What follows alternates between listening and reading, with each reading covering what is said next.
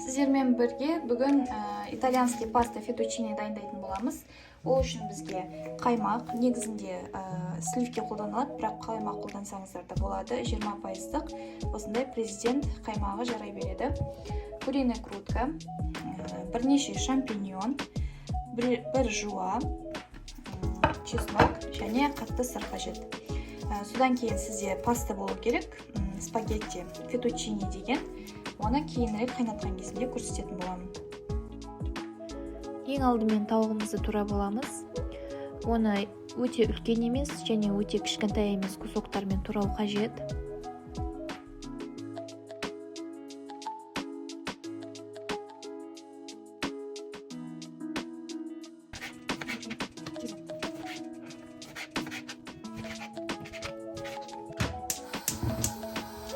Отымызды қосамыз, сковородканы қойып, сәл май құйып аламыз, және де осыны қыздырамыз.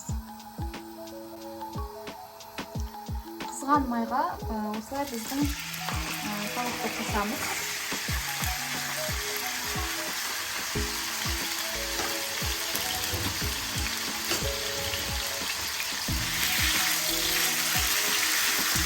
Қойып аламыз. Осылай тауық қуырылып жатқан кезде жуа мен чеснокты турап аламыз.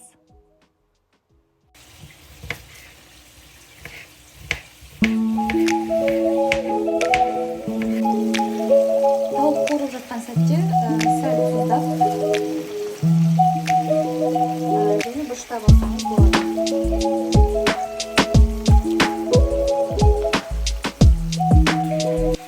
Шампиньон тураған кезде тап видеодағыдай ортасынан бір бөліп, осылай слайсы етіп тураймыз.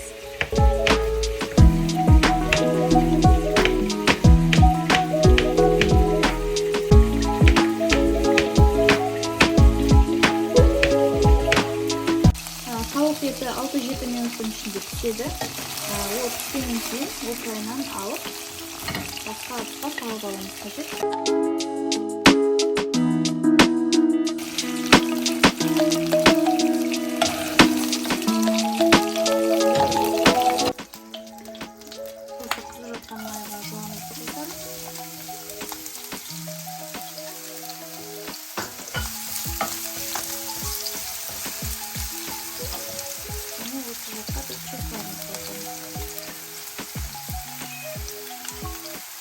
Жуамыз қызарғаннан кейін үстінен шампиньон салып турамыз.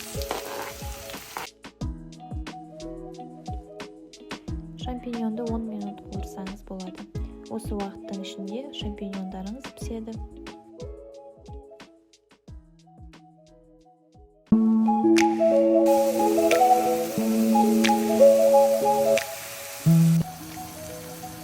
Содан кейін қаймағымызды қосамыз.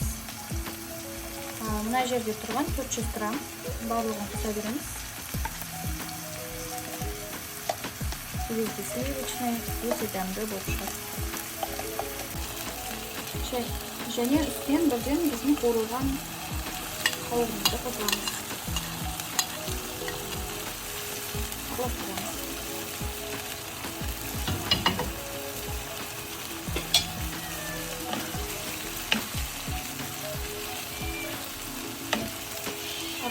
Араластырып, астын басып, 1-2 минутқа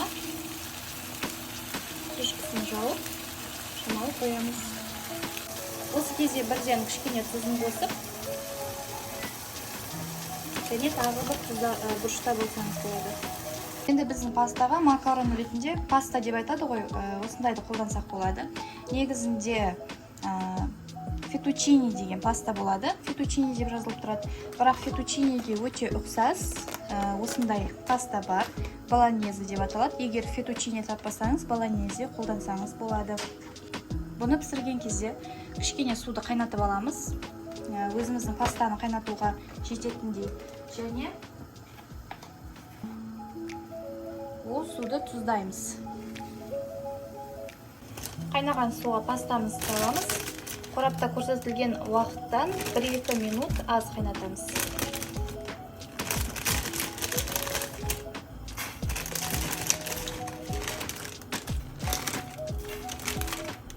Пастаны қайнатып болғаннан кейін пастаның кішкене суын қоссақ болады. Мен жарты кружка қосып жатырмын. Содан кейін жаңа өзіміздің қайнатқан пастамызды ақырын қосатын боламыз.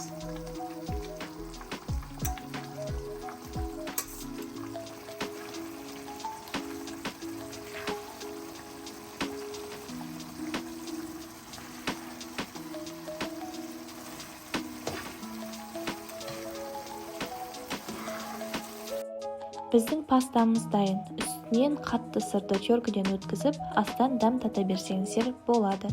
Сіздермен болған Гүлфайрус. Бірге тамақ жасап үйренейік.